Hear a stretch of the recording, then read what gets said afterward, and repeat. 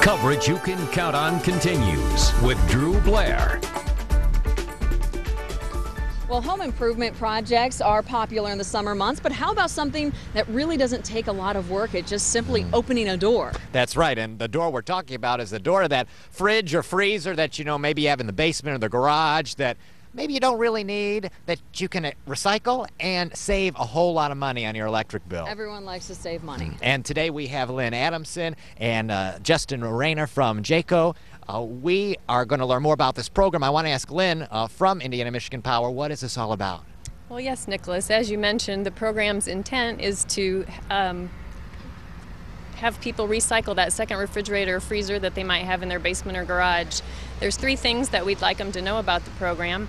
It's very easy to schedule, very convenient. You can set it up on our website at indianamichiganpower.com/save or by calling 1-877-395-5535.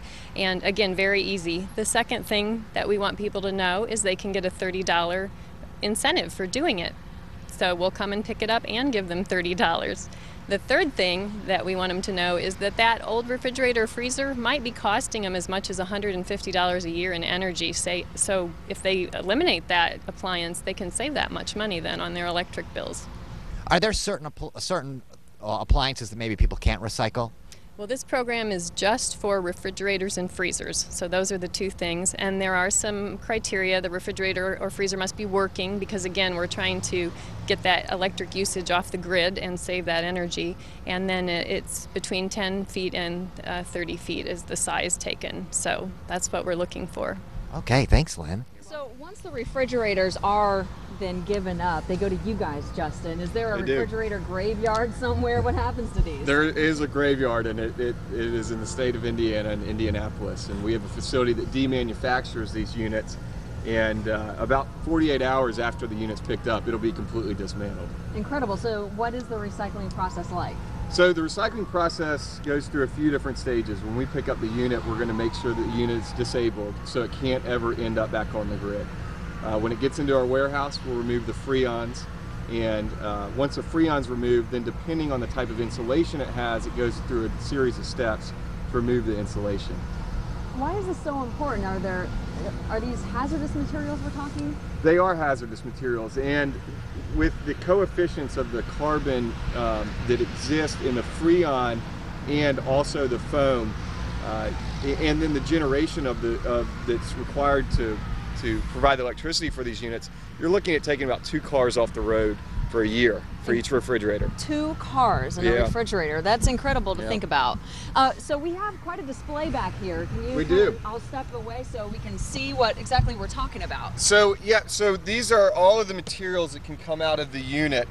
You see here, you'll have the plastic which makes up the shelving and the drawers.